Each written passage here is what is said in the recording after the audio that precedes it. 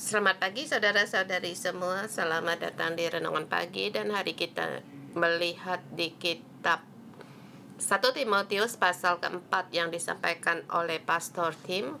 Dan kita melihat di pasal keempat dimulai dari akhir dari pasal yang ketiga, dan kita akan melihat seluruh kitab. Tujuan Paulus menulis surat ini untuk Timotius itu apa? Timotius sebagai anak syah bagi Paulus di 30-an umurnya sebagai penginjil dan juga seorang pendeta, tapi berat jabatannya. Dia percaya pada masa itu di gereja yang terbesar di Efesus. Dia sebagai di situ penilik gereja, dan di Efesus timbul ajaran sesat atau karena dipengaruhi oleh budaya dari Yunani. Jadi sebesar gereja itu mulai banyak orang berbicara tentang yang membelakangi kebenaran, dan ini mempengaruhi jemaat dari Efesus dari banyak perselisihan atau perdebatan dalam kebenaran, dan orang akan mulai tergoyah. Kamu percaya ini dan kamu yang percaya dari golongan yang sana. Jadi ajaran sesat yang membuat gereja Efesus terpecah. Bahaya dalam perpecahan. Dan dari kitab Timotius belum separah gereja ini sampai terpecah. Dan di hati Paulus percaya pada Timotius, dia bisa menyelesaikan perkara ini.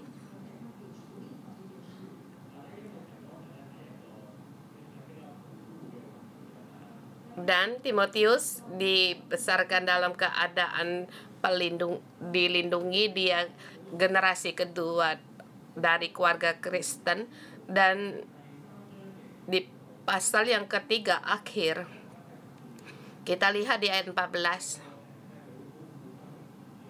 itu perkataan seorang bapa dengan anak. Dikatakan, semua itu kutulis kepadamu walaupun kuharap segera dapat mengunjungi engkau.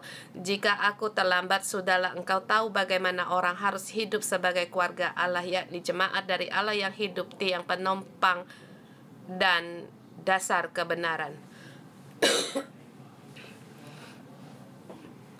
Paulus di Makedonia, Timotius di Turki.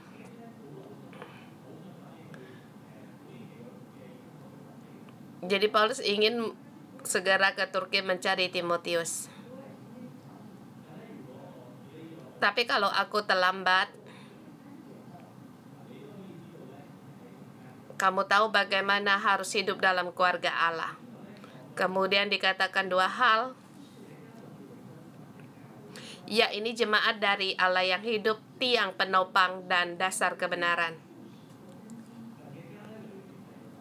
Di keluarga Allah ada kebenaran, bahkan boleh dikatakan tiang penopang dan dasar kebenaran yaitu keluarga Allah dasarnya yaitu firman Allah, berdasarkan firman Allah.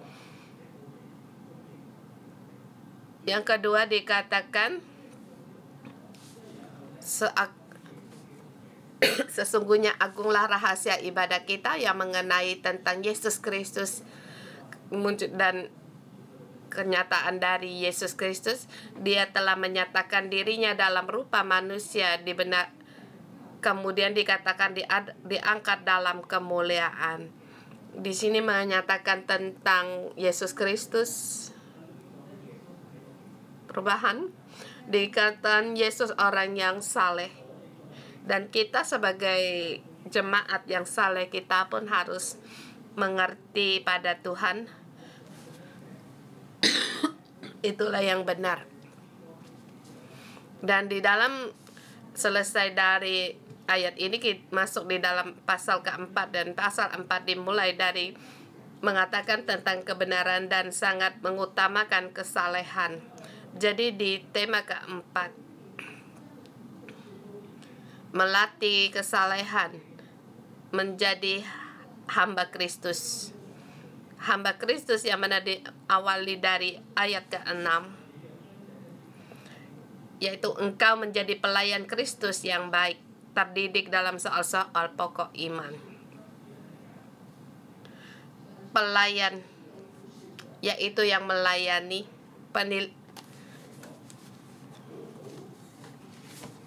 yaitu orang yang sungguh-sungguh melayani Kristus dengan baik.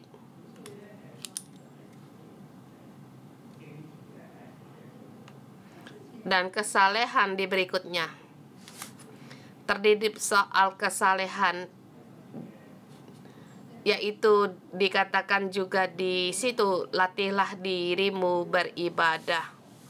Di sini merasa Paulus berkata kepada Timotius, sekarang aku tidak bisa datang langsung membantumu. Sekarang gereja Efesus dalam kekacauan, tapi saya berikan 2 rahasia bagimu, yaitu kamu harus menjaga dasar kebenaran dalam gereja dan tahu bahwa apa itu kesalehan.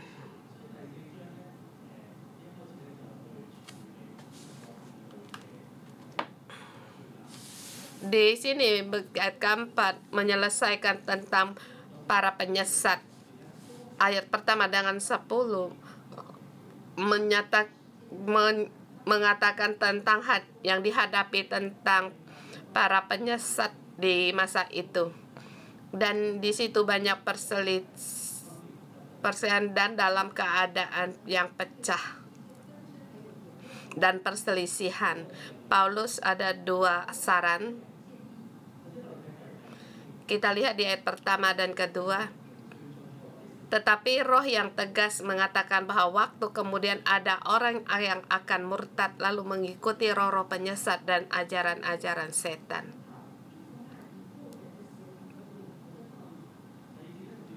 Ayat kedua dikatakan oleh tipu muslim pendusta yang hati nuraninya memakai cap mereka.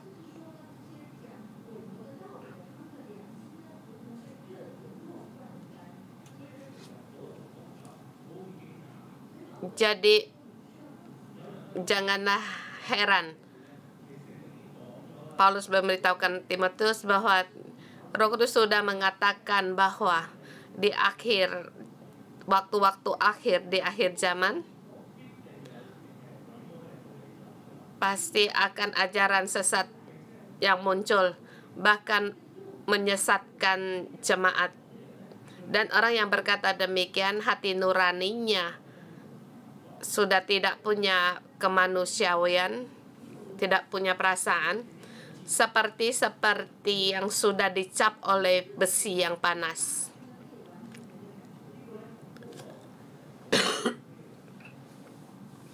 Ini terbalik ingatan Timotius kepada peringatan kepada Timotius dalam hati nurani. Di sini muncul soal tentang pengetahuan yang baik dan yang jahat, tapi apa tema dari ajaran setan itu, yaitu dikatakan di ayat ketiga, mereka melarang orang kawin, melarang orang makan makanan yang diciptakan Allah.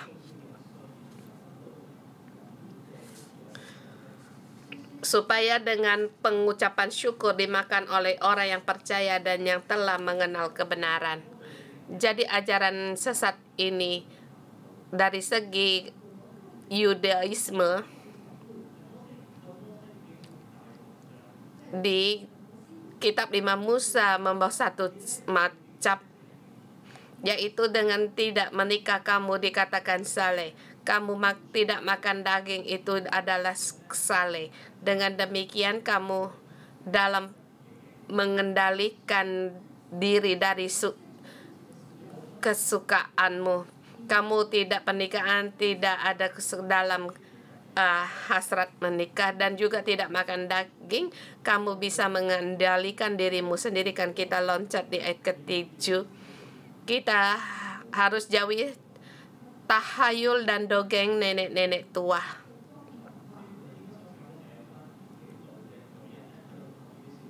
Di sini di gereja Efesus ada nenek-nenek berdongeng tentang hal ini yang menerangkan berdasarkan kitab 5 pusah.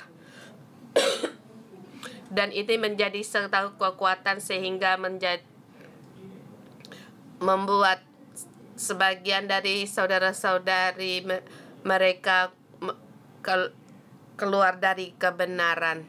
Dan yang ketiga dan empat, Paulus menyatakan tentang tentang penyesatan ini. Paulus menggunakan di kitab Kejadian bahwa seperti dikatakan keempat, karena semua diciptakan Allah itu baik dan suatu pun tidak ada yang haram jika diterima dengan ucapan syukur.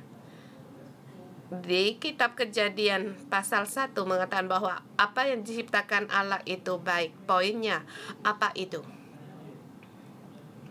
Yaitu kita dengan bersyukur untuk menerima. Bersyukur itu iman. Baik itu Imamat Bilangan juga dikatakan dalam kitab 5 Musa, yang tidak bersisik tidak boleh dimakan, yang kaki yang berbelah kuku, yang tidak berbelah kuku tidak boleh dimakan, dan masih banyak. Dengan teliti hukum itu dilarang untuk dimakan. Tapi Paulus berkata pada kita sampai di zaman perjanjian baru, Yesus Kristus, dia telah mengatasi segala hukum Taurat. Bukan menggunakan hukum Taurat untuk dikuduskan dan mendekat kepada Allah, tetapi dengan iman dan kebenaran Tuhan mendekat pada Allah. Dari ayat kelima dikatakan, sebab semuanya itu dikuduskan oleh firman Tuhan dan oleh doa.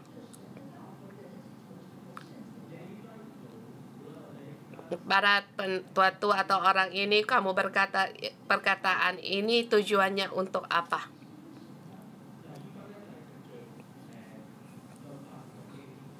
Yaitu dengan menggunakan hukum Taurat menjadi kesalehan bagi orang mereka dan menyatakan ajaran Paulus itu tidak saleh. Kamu makan ini, kamu tidak merayakan perayaan, kamu menikah, kamu tidak saleh. Jadi kita harus membedakan perbicaraan orang dan ajaran sesat. Ada kemungkinan mereka dengan sungguh-sungguh percaya pada ajaran yang salah. Tapi ada sebagian orang demi kedudukan dan identitas mereka bahkan menyerang pemimpin, mengatakan semua ini di dalam gereja agar mendapatkan kedudukan yang lebih tinggi dan dihormati.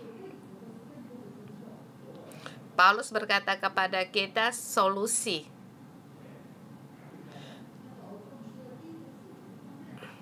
Ayat ke-6. Yaitu mengingatkan saudara-saudara, yaitu dengan selalu mengingatkan hal-hal itu kepada saudara-saudara kita, engkau akan menjadi pelayan Kristus yang baik. Perkataan atau dan berkata kepada orang-orang itu, yaitu dipanggil dengan saudara yang punya kesempatan untuk dipulihkan, bahkan di sini dikatakan ada sebagian 2 orang, di pasal pertama ada 2 orang telah diserahkan kepada iblis, yaitu Hymenaeus dan Alexander. Bagi Paulus, mereka ini sudah tidak dapat membantu. Kalau di sampingmu masih ada orang setelah mendengar perkataan yang tidak tepat, kamu punya identitas atau jabatan, baik itu kamu pelajar teologi atau ketua sel atau pelajar ketua sel. Saya memberikan semangat kalian, haruslah kalian menjadi pelayan Kristus yang baik, yaitu yang terdidik dengan hubungan dan kasih untuk mendidik dia. Kebenaran Tuhan bukan berkata demikian. Pada saat kita menggunakan iman dari segala apa yang Tuhan ciptakan, semua itu baik. Tetapi kita harus menjadi orang sebagai pelayan Kristus yang baik, yang berdasarkan kamu harus tahu pada kebenaran Allah dan seterusnya. Dan seorang pelayanan yang baik terdidik dalam soal pokok-pokok iman dan dalam ajaran sesat yang telah diikuti selama ini, yaitu ajaran sehat yang telah kau ikuti selama ini dalam pemahaman kebenaran Tuhan yang di masa-masamu selalu kamu ikuti dan selalu dalam kebenaran hidup dan kamu mengenal kebenaran. Jadi Paulus berkata kepada Timotius, menghadapi perpecahan ini atau perselisihan atau dari penyesat ini, bertanya pada diri sendiri, apakah kamu sendiri selalu mengikuti kebenaran? Apakah kamu selalu mengerti kebenaran sehat dari Tuhan dan kamu selalu dididik dan kamu punya iman, maka kamu bisa menjadi seorang pelayan yang baik dan mendidik saudara-saudaramu. Kamu telah paham pada kebenaran dan orang yang telah menyeleweng kamu jangan mendengarkan. Dan kedua yaitu solusinya yaitu melatih diri dalam beribadah atau melatih diri dalam kesalahan, seperti di ayat ke-7 dan 8. Di ayat ke-7 ayat ke-8, latihan badaniah terbatas gunanya, tetapi ibadah itu kegunaan dalam segala hal karena mengandung janji baik yang hidup ini maupun untuk hidup yang akan datang. Paulus seperti ada perumpamaan seperti berolahraga, yaitu latihan badania, exercise, yaitu seperti gym, berolahraga.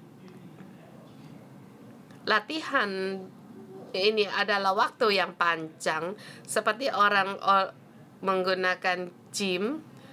Tujuan mereka setiap latihan itu menggunakan setengah tahun atau 1 tahun, atau seperti orang latihan maraton itu juga menggunakan setengah tahun atau setahun untuk melatih diri.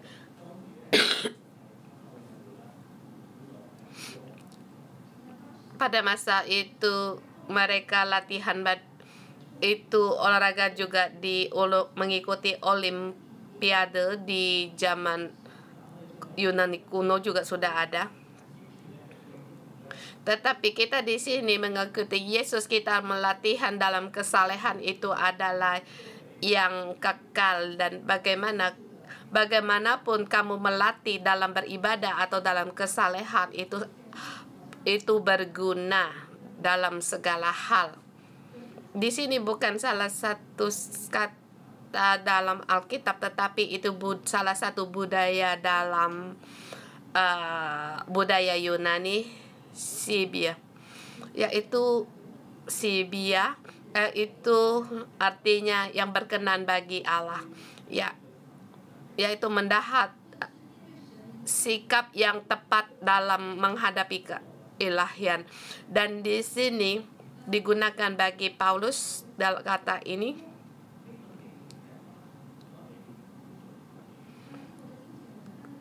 Terjemahan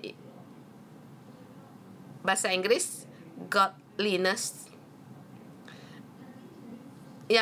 mengatakan itu punya sikap keilahian, melatih sikap keilahian, kesabaran, yaitu berlatih tentang kesabaran, yaitu merendahkan diri, berlatih untuk melatih kepentingan diri sendiri dan lain-lain. Dan di sini Paulus mengajar Timotius untuk mengajar di Efesus, gereja Efesus, menghadapi ajaran setan ini. Dalam perpecahan tidak perlu banyak bicara, semua orang berlatih dalam beribadah atau berlatih dalam kesalahannya, bertanya pada diri sendiri apakah sikapnya seperti saya, seperti Yesus.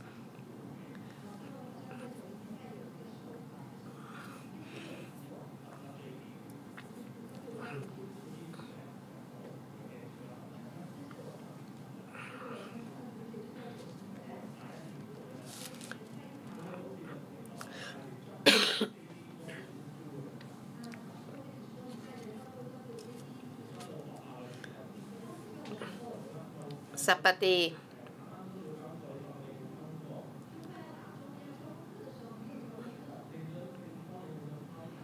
pada harus berlatih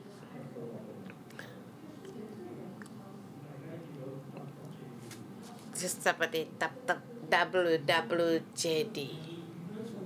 Yesus di dunia ini apa yang harus diperbuat, dan di situ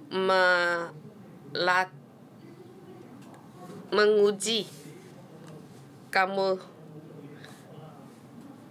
Mungkin berkata, guru, kamu menghukum saya. Di gereja menyatakan kemuliaannya. Jadi kalau saya harus di situ tinggal dihukum, saya harus membawakan kemuliaan Allah. Pada saat malam, pada saat kamu merasa jenuh, di sini ingin untuk melihat film seperti porno, jadi WWJ, apakah Yesus hanya menginginkan keinginan kedagingannya? Tentu saja tidak. Dia tidak. Jadi pada saat saya melihat di situ, saya memberitahu saya membawa seperti gelang itu, ya, saya mengingatkan saya tidak boleh melakukan hal itu. Dan ini jadi satu perjuangan yang panjang setiap hari untuk melatih diri. Bahkan suatu hari pada saat sifatmu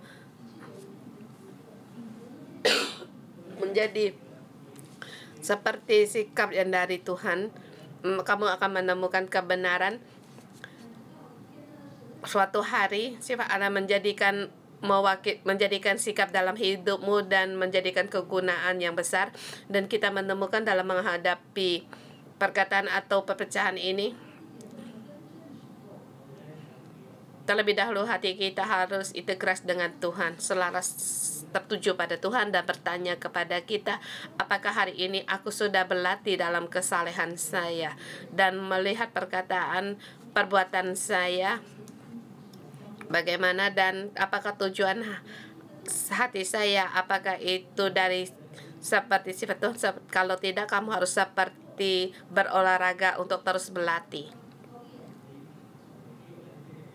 Maka suatu hari kerohanianmu akan semakin besar, dan suatu hari kamu akan menjadi kuat, dan kamu akan menjadi pemimpin bagi orang.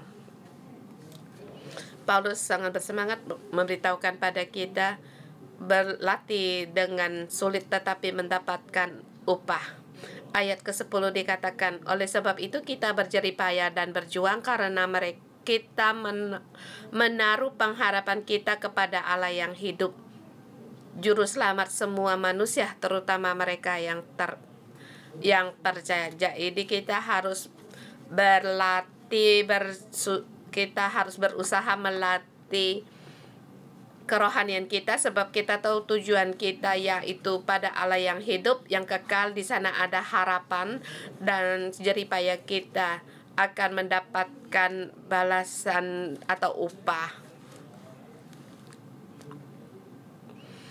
Dan di sini ayat 1 sampai dengan 10 dengan tema harus mengerti pada kebenaran. Ayat kedua, paragraf kedua, ayat 11 sampai dengan 16. Yaitu jangan meremehkan diri sendiri. Pada saat Paulus menyuruh Timotius untuk bagaimana membantu gereja Efesus, Paulus tahu bahwa dia mengenal Timotius, dia orang yang juga penakut. Dia umur 30-an juga termasuk seorang pendeta yang muda dan menghadapi orang-orang yang lebih tua umurnya berbicara kepada dia. Dan Efesus adalah kota perdagangan, jadi di gereja Efesus banyak orang yang kaya, yaitu orang-orang yang sukses dalam bisnisnya. Dan Timotius, orang yang tidak pernah berbisnis, menghadapi orang-orang demikian. Sedikit banyaknya Paulus tahu bahwa di dalam dirinya di situ ada merasa rendah diri. Dan Paulus di situ memberi semangat kepada Timotius. Ayat 12. Jangan seorang pun menganggap dirimu rendah karena engkau muda. Jadilah teladan bagi orang yang percaya dalam perkataanmu, tingkah lakumu, dalam kasih dan kesetiaanmu, dalam kesucianmu. Bersamaan waktu, ya, 14 juga, jangan melalaikan dalam menggunakan karunia padamu. Saya menerangkan ayat 12, 13, ayat 12.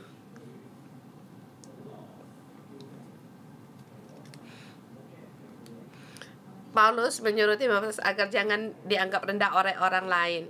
Jadi dia bukan menyuruh Timotius bukan untuk meremehkan diri sendiri, tetapi harus tahu, yaitu kamu harus tahu jangan ada orang ada kesempatan menganggap kamu rendah. Sebab Paulus mengatakan Timotius perasaannya.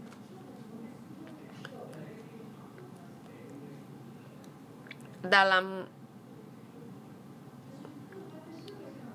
kemaslahatan, Paulus tidak bisa memberikan pada jemaat tapi di sini Paulus memberi kepada Timotius dalam pandangan Allah, kerajaan Allah, bukan mengatakan tentang kekayaan atau jabatan, tetapi mengatakan jiwamu. Bagaimana kita mengukur ke jiwa kita, yaitu dalam perkataan, tingkah laku, dalam kasih, kesetiaan, dan kesucian. Dalam 5 poin ini untuk menjadi teladan bagi orang percaya. Perkataan ini dalam hati, kasih dan kesetiaan dan kesucian itu mata hal-hal yang dalam. Luar dalam kamu harus menjadi satu,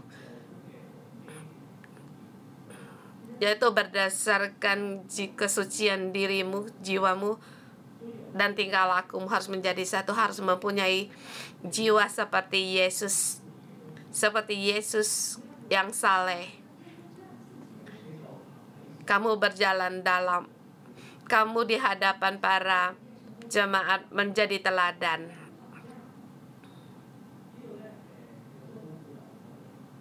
Dan di sini memberi semangat bagi kita semua orang. Saya ingat dari ketua sel saya yang pertama, dia orang yang tidak sekolah sampai di universitas pada masa itu.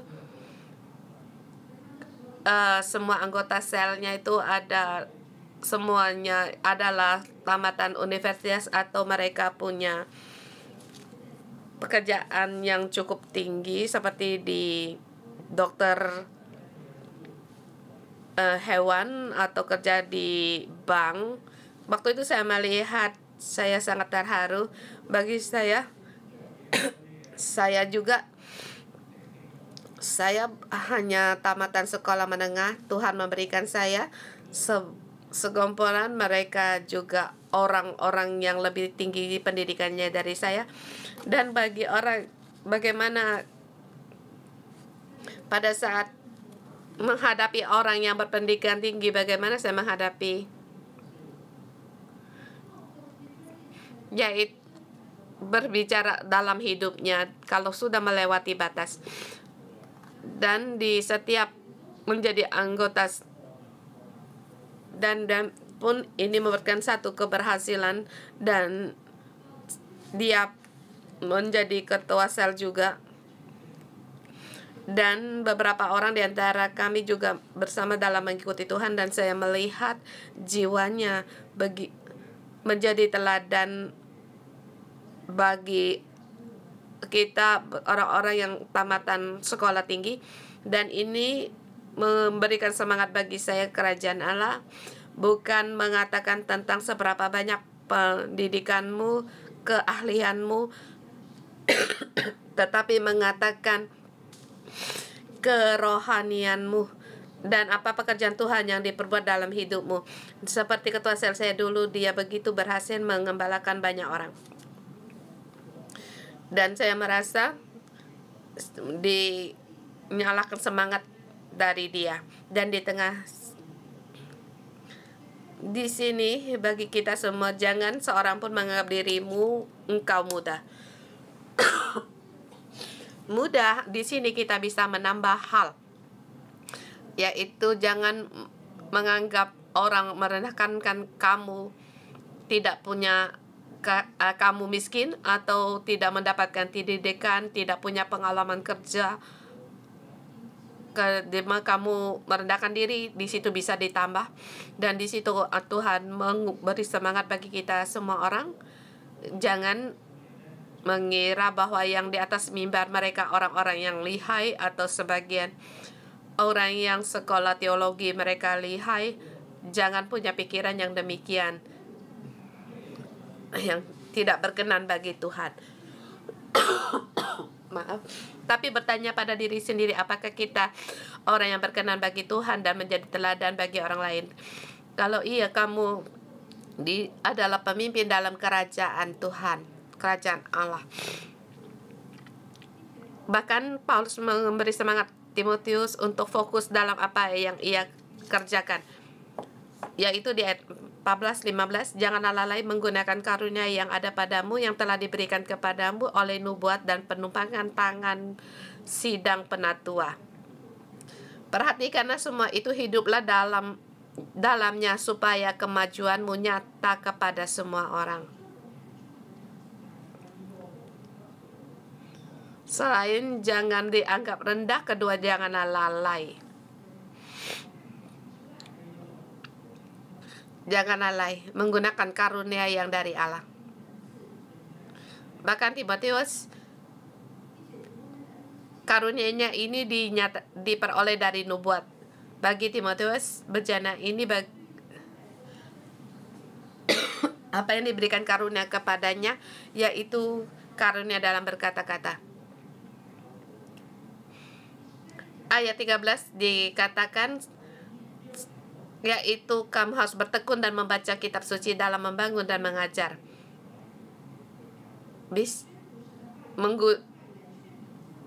Timotius di sini dengan bertekun, dengan membaca kitab suci dan mengajar. Di Timotius dikatakan dari kecil dia sudah di situ membaca kitab suci. Dari awalnya dia menjadi pengajar dan juga di situ sebagai pendeta, dan karunia-Nya juga diberikan dari nubuat dan penumpangan tangan, dan merasa ini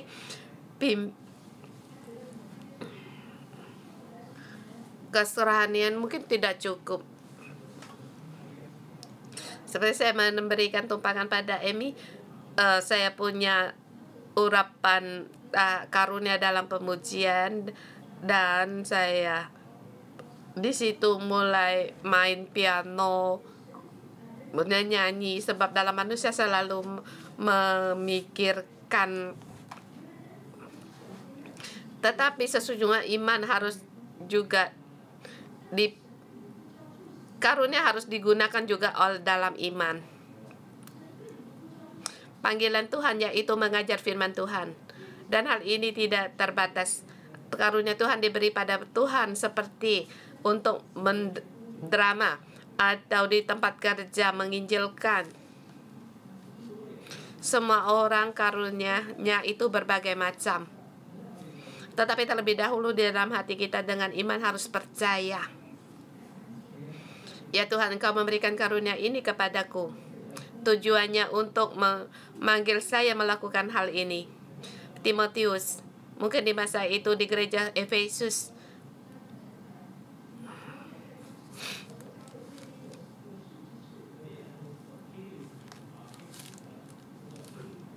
Ada orang karena terpengaruh budaya Yunani di situ menantang Timotius, sehingga Timotius merasa apakah perkataan saya cukup benar atau nubuat yang diberikan Tuhan ini apakah benar atau tidak.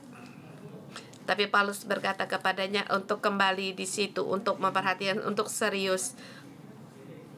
Dan semua pekerjaan diberikan Tuhan haruslah kamu harus perhatikan. Jadi bagi kita hari ini Tuhan memberikan pekerjaan bagimu juga berbeda. Tuhan memberikan karunia kepadamu juga berbeda. Tetapi kamu jangan melalaikan bagian darimu. Jangan menyia-nyiakan, sebab rumah Allah juga ada bagian darimu. Kita punya 5 karunia dan berbeda-beda. Mungkin juga lawan yang kamu layani ada mungkin suku-suku yang berbeda suku, dan ini diberikan pada Tuhan. Jadi kamu janganlah di situ menyia-nyiakan atau melalaikan, tapi malah kamu di situ harus merindukan, mengejar, dan juga bahkan kamu harus bertekun untuk di situ berjuang mengerjakannya. Maka kamu akan mendirikan gereja.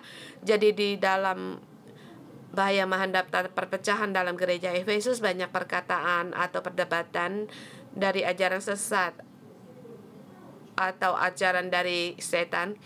Terlebih dahulu kita harus dengan kebenaran dan kesalehan untuk menanggapi, dan juga kita harus selalu berjaga-jaga dalam posisi yang Tuhan berikan kepada kita dan pekerjaan apa yang Tuhan percayakan kepadamu. Dan pada diberikan karunia kita berusaha untuk menggunakannya dan mengembangkannya, sebab keluarga Allah perlu didirikan oleh muda. Di sini Paulus mengajar Timotius untuk mengajar di gereja Efesus, dan demikian juga dalam pasal ini Tuhan juga berfirman kepada gereja 611 menghadapi banyak sekali perdebatan atau hal-hal yang tidak normal, banyak perkataan. Kita dengan kebenaran menanggapi, bahkan kita bertanya di akhir zaman ini banyak kata-kata yang tidak sesuai dengan kebenaran. Apakah kita saleh? Dan juga Tuhan memberikan kepada bagian darimu, kamu dengan kesalehanmu lakukan. Jangan terpengaruh sehingga mengubah kefokusanmu. Tuhan berikan padamu, kamu kerjakan, maka gereja akan berkembang. Mari kita menyembah Tuhan Allah kita. Haleluya. Haleluya.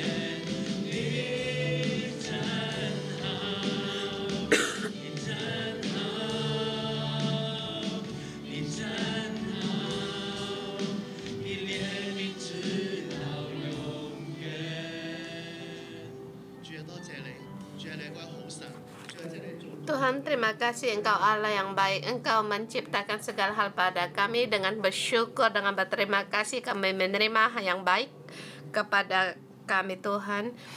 Di ayat dikatakan kita harus melatih kesalehan kita atau beribadah. Itu berguna bagi kita. Tuhan, tolong kami dalam banyak hal. Kami tidak sungguh-sungguh melatih dalam ibadah kami, bahkan kami tidak menyelaraskan diri, bahkan kami berbeda.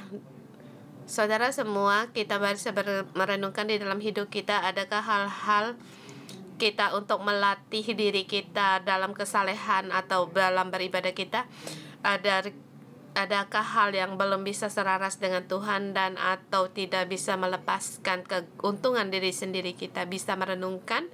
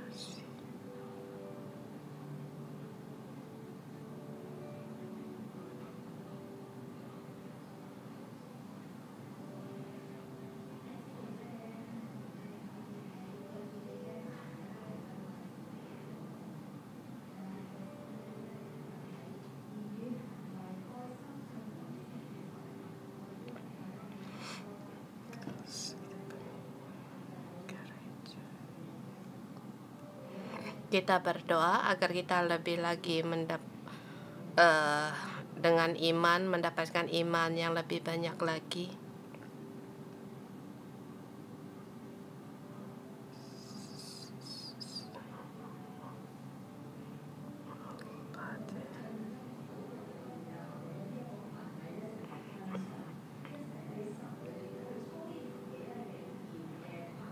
Kita bersama dalam komunitas ini, kita melatih untuk menjadi komunitas yang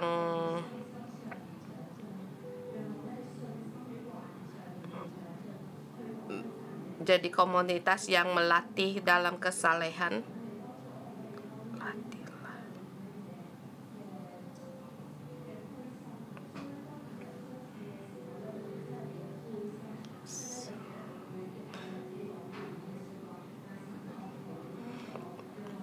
Kadang-kadang Tuhan mohon Engkau di dalam Engkau berkata-kata dalam iman dan kebenaran, dan lebih dalam lagi melihat bagaimana pada saat berpegang kepada Engkau, Tuhan selalu mengucapkan kata-kata yang beriman dan kata-kata yang milik dari Tuhan. Tuhan, tolong saya dalam kata-kata atau kelakuan dalam kasih lebih banyak lagi menjadi rupa Engkau dan meneladani Engkau, baik bagi anak dan anggota sel dalam terjadi sesuatu, Tuhan, dalam keadaan dan sulit untuk menyatakan kasih atau bahkan bisa marah atau mengatakan kata-kata yang berat. Tuhan, mohon Engkau untuk menolong saya dalam baik itu kelakuan dari kasih, dari perkataan, mempunyai yang seperti Engkau. Bagaimana Tuhan dengan kasih untuk menolong kami seluruh seperti Engkau, bukan hanya memikirkan kepentingan diri sendiri, tapi kami harus seperti Engkau dan lebih lagi mendekat kepada Engkau. Mohon Tuhan, kami bersyukur dan berterima kasih Tuhan dalam latihan kesalehan, kiranya dalam kelakuan iman ada tuntunan dari Engkau dan tahu kami seperti rupa Engkau dan ketahu sikap yang dari Engkau, dan aku deklarasikan, aku lepaskan semua pengalaman keinginanku sendiri agar aku di dalam Engkau, luar dan dalam, dipenuhi dengan Roh Kudus sehingga rohku dibimbing oleh Rohmu, punya sikap dan kelakuan seperti Engkau.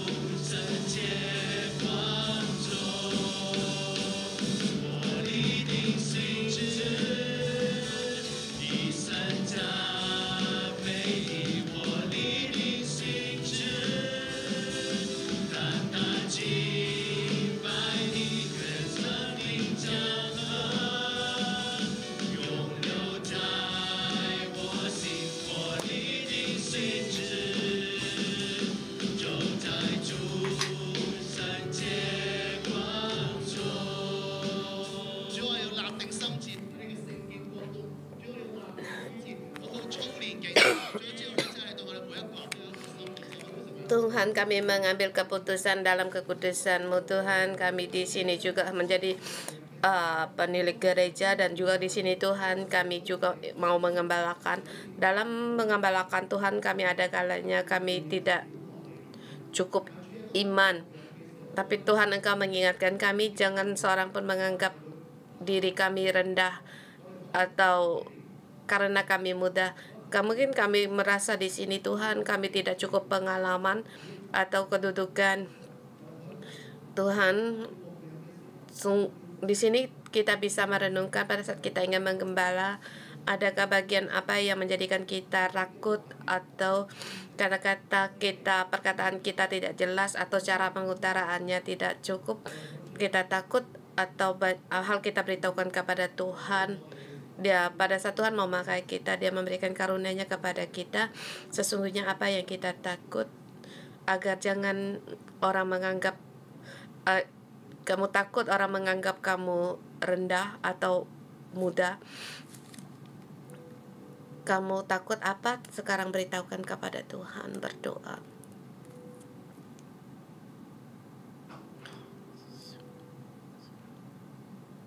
Tuhan, Engkau menolong kami. Engkau menyuruh kami jangan seorang pun menganggap kami rendah karena kami muda, tetapi jadilah teladan bagi orang yang percaya dalam perkataan kami dan tingkah laku kami, dalam kasih kami, dalam kesetiaan kami, dan dalam kesucian kami.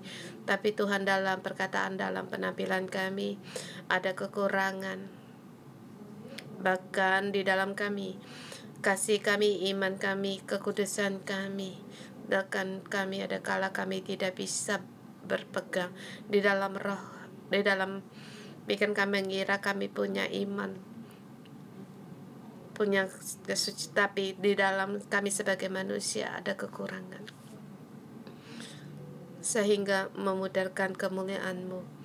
Dan sungguh kami tidak percaya, kami takut. Tuhan, hari ini kami menggunakan kesempatan itu untuk di hadapan Engkau, agar kelemahan kami beritahukan kepada Engkau. Tuhan, di dalam Engkau kami mengambil keputusan dalam perkataan, dalam kelakuan, dalam kasih, dalam iman, dalam kesucian kami. Tuhan, kami perlu Engkau untuk menolong kami, agar kami sebagai jemaat menjadi teladan bagi jemaat kami, dan di dalam posisi kami agar terus tekun dalam melakukannya dan terus di dalam kehendak-Mu. Tuhan, tolong kami setiap orang, ampunilah kesalahan kami. Kami sebagai manusia banyak salah tingkat. Ada kalanya kami menggunakan pandangan mata kami mengatur orang lain, dan banyak peraturan memberitahu pada diri sendiri dan orang lain seharusnya bagaimana, apa yang harus dilakukan, dan mengatakan banyak ajaran tetapi di dalam kami, karena kami tidak bisa melakukan kesalahan, sesungguhnya hati kami pun satu adalah kebohongan. Tuhan, kami tidak sanggup melakukannya. Ada kalanya di dalam kami juga merendahkan diri kami sendiri. Kami tidak bisa menghidupkan rupa yang Kau berikan kepada kami, dan kami tidak bisa menghidupkan identitas kedudukan yang Tuhan berikan kepada kami. Tuhan, Engkau pilih kami agar kami bisa mengembalakan orang lain dan mendirikan gereja untuk bangkit bekerja pekerjaan-Mu. Tuhan, ampunilah kami di dalam kami. Sungguh kami tidak percaya diri, di dalam kami kosong dan juga kekurangan. Tuhan, kami mohon Engkau sendiri yang mengangkat kami, melatih kami iman kami terhadap Engkau. Tuhan, melatih kasih kami kepada Engkau dalam perkataan kami berlatih, dan Tuhan, mohon Engkau kembali memberikan kekuatan bagi kami agar kami setiap orang di sini tertuju pada Engkau. Pandangan kami lepaskan diri kami sendiri untuk berlatih dalam kesalahan kami. Apa yang kami melepaskan target dari kami, pandangan kami, tidak percaya diri kami, hanya kami melihat pada Engkau. Saudara semua, di dalam hati kita berdoa, ya Tuhan, Engkau penuhi kami agar aku hanya bisa melihat pada Engkau, apa yang hendak Engkau lakukan, kami lakukan. Seberapa banyak Engkau ingin kami lakukan, kami tidak melakukan lebih daripada yang Engkau berikan, Tuhan, agar kami tidak merendahkan diri, menganggap kami rendah diri, baik kami sendiri atau orang lain. Sebab Tuhan, Engkau memberikan kami identitas yang spesial, punya karunia yang spesial pada kami. Saudara semua, masih kita mohon Tuhan agar kiranya pandangan Tuhan memenuhi kita.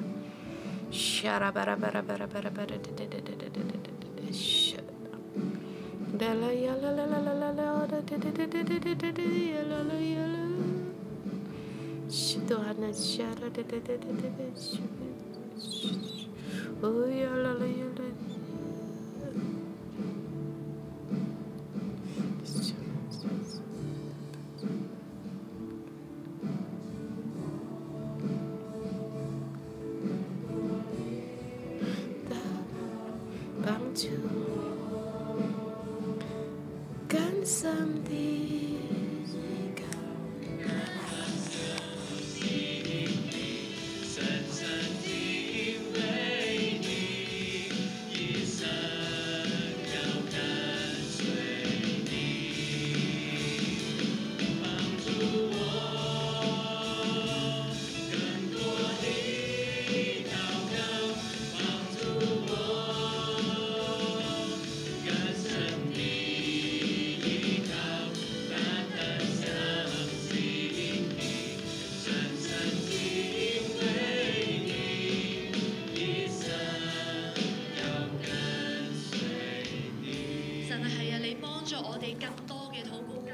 Tuhan, Engkau tolong kami agar kami lebih banyak lagi bersandar kepada Engkau, percaya kepada Engkau. Tuhan, memanggil kami setiap saudara-saudari kami gereja 611.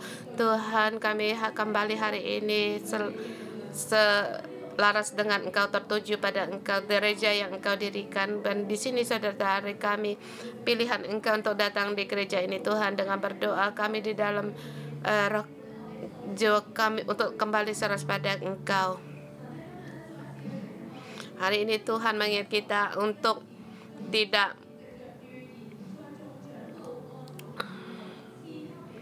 jangan lalai dalam menggunakan karunia yang ada padamu, yang telah diberikan kepadamu oleh nubuat dan penumpangan tangan sidang penatua. Perhatikan semua itu hidup di dalam semua kemajuan dan semua orang.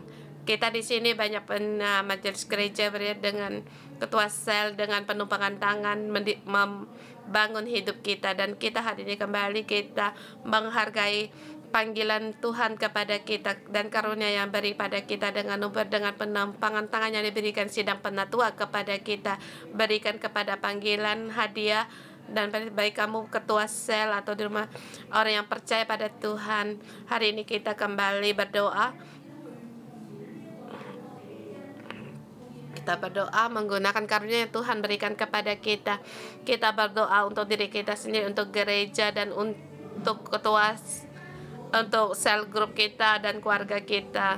Kiranya Tuhan, karunia ini pada kita, dan percaya kita kembali percaya di mengambil kekuatan yang Tuhan berikan kepada kita, dan kita giat melakukannya. Baik itu ketua sel pengembalaan dan apapun Tuhan yang ke dalam departemen yang Kau berikan, dan apa yang kami di gereja dan pengembalaan kami Tuhan terhadap orang, membangun kehidupan anak Tuhan, karunia Kau berikan kepada kami dan panggilan ini iman yang Kau berikan kepada Tuhan. Kami di sini berdoa Tuhan, yang Kau berikan kepada kami, keuangan yang Kau berikan, semuanya ini Tuhan kami persembahkan kepada Engkau. Tuhan, tolong kami, Tuhan, bangun semangat kami kembali. Engkau dengar doa kami, kiranya Engkau berkenan di dalam kehidupan kami. Engkau nyatakan di dalam kehidupan kami segala karunia Kau berikan kepada kami. Kami bersyukur, berterima kasih Tuhan. Kami memujikan gereja kami adalah milik Engkau,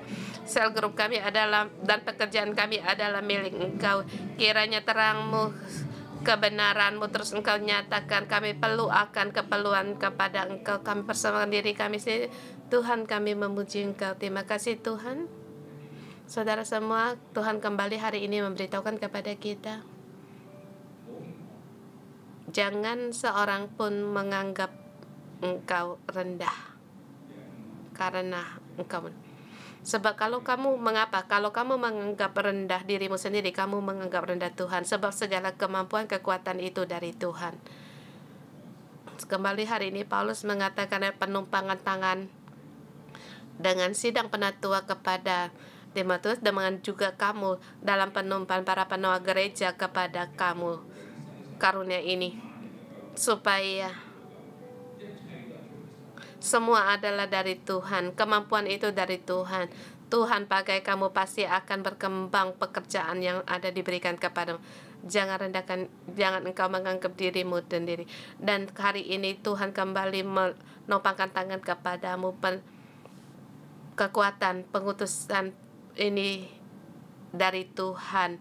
Kamu cukup memberkati, kamu cuma berdoa, menopangkan tangan, orang akan mendapatkan kesembuhan. Dan semua ini kita terima berkat aku dalam nama Tuhan Yesus. Karunia yang dari Tuhan Yesus, karunia kemampuan dari Bapa Surgawi, semua itu ada di dalam kehidupan kita semua. Jangan menganggap diri sendiri rendah, dan segala kekuatan dari Tuhan, mujizat dari Tuhan, kebenaran dari Tuhan masuk di dalam hidupmu. Kuasa, otoritas, kemampuan ada di dalam nama Tuhan. Berani untuk bekerja untuk Tuhan, berjalan untuk Tuhan, menjadi teladan, menjadi terang dan garam. Tuhan menyertaimu, pasti akan memberkatimu, keluargamu, dan juga apa yang kamu lakukan dalam nama Tuhan Yesus. Amin. Haleluya.